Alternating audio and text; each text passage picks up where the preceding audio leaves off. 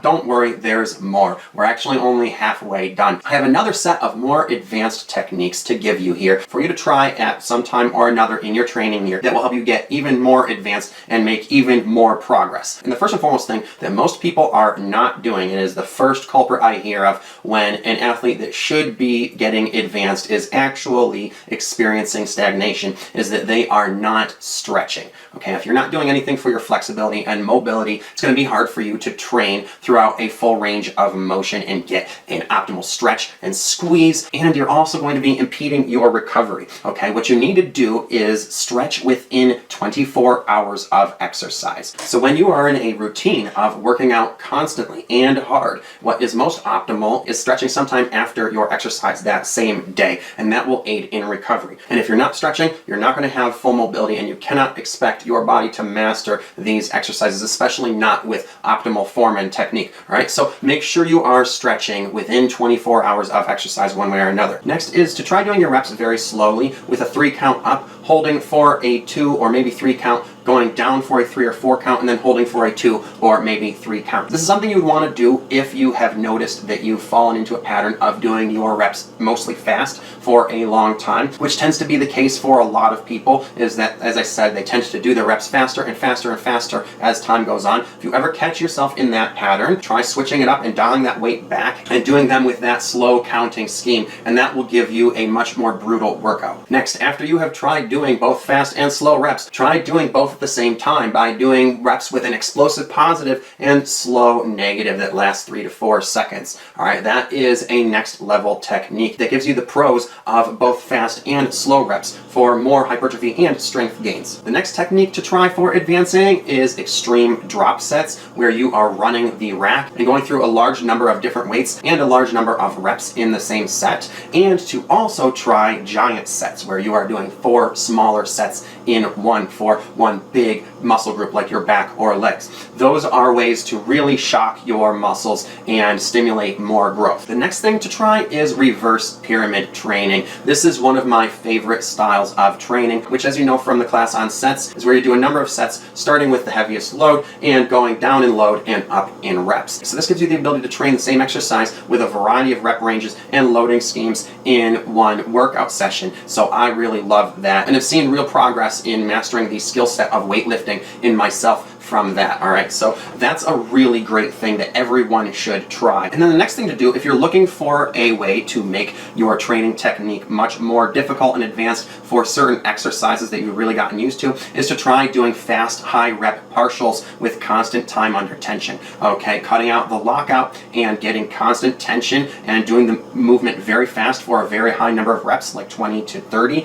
is going to be extremely brutally hypertrophic. All right, it's something that you will only be able to do with movement patterns that you are very good at, though. The next thing you should try is using cables more creatively for targeting with different angles, and of course optimizing resistance curves. The more you get used to training certain movement patterns, the more you will have to get creative in order to make advancements and master these things. So don't be afraid to try new things with cables and see if you can achieve a different way of targeting a muscle by using a different angle. Next, something you should try at some point is basic strength training, where you are lifting very heavy loads at 3 to 6 reps. So once you get good at doing an exercise, you should try doing it at a very heavy load. This will cause different physical adaptations. So some basic strength training is something you should sprinkle in just here and there over the course of a training year. And one of the best things to do to get started with this would be body weight exercises and weighted body weight exercises. But one of the ideas you should be getting here is that you want to widely vary your rep ranges for every exercise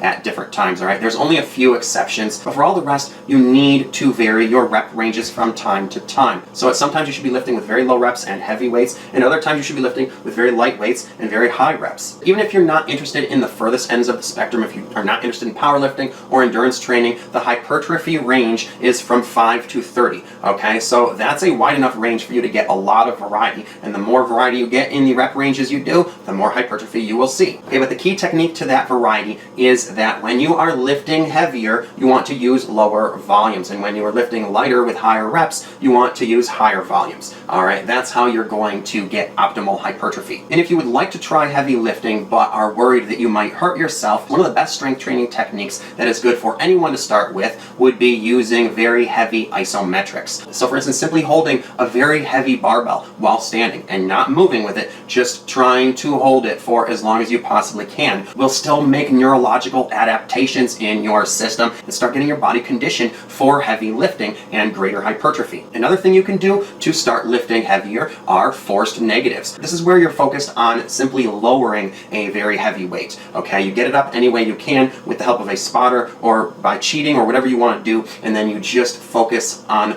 lowering it as slowly as possible. Okay, that's a really great way to get used to heavy weight that will also cause significant hypertrophy. Now, the next technique you should try that will help you to advance is changing out your straight sets for alternating sets and doing circuit or interval training, which will make your hypertrophy workout so much more metabolic and healthy as well, because there's a cardio component. The next technique would be to change your split, which you should know everything you need to know about from watching the last class. And the next technique, a very helpful and important one, is to raise the frequency and consistency with which you are training each muscle group and spreading out your weekly volume throughout the week more so that you can achieve a higher weekly volume. Okay, this is one of the cornerstones to hypertrophy, is training at a high enough frequency and volume. And it's something there's going to be entire classes on, so don't worry, we'll get more into that later in the program. And the next technique is to train to and even beyond failure at times by pushing yourself until you literally cannot even move the weight or even hold onto it anymore, and then either getting help from a spotter or dropping that weight down and continuing in a drop set. But you don't want to be doing this too often, otherwise you're going to be causing too much wear and tear on your body and could burn out or hurt yourself. All right, you only want to train to and past failure a little bit here or there. All right, we'll get more into how to periodize that later in the program. And then the next technique to try is, if you feel like you are slowing down or hitting a plateau with a specific exercise or movement pattern, try making that your top set and giving that first priority in your workout routine so that you can give it 100% of your energy when you do it. Okay, just make sure that your exercise order is prioritized by putting the hardest, heaviest, and most important lifts first, and then making each exercise after that less difficult and important. And the last thing to try for advancing, when you are starting to run out of options and really want to keep pushing yourself to grow more and more muscle, is occlusion training, otherwise known as blood flow restriction training. This is where you wrap a tourniquet around your arm where your bicep meets the shoulder and restrict the blood flow, and this will cause even more hypertrophy at a lesser weight than you normally use. So that's something that is very much worth trying when you are starting to get advanced. So those are all of the techniques that I have for you to make improvements to your training technique with, so that you can get more and more advanced.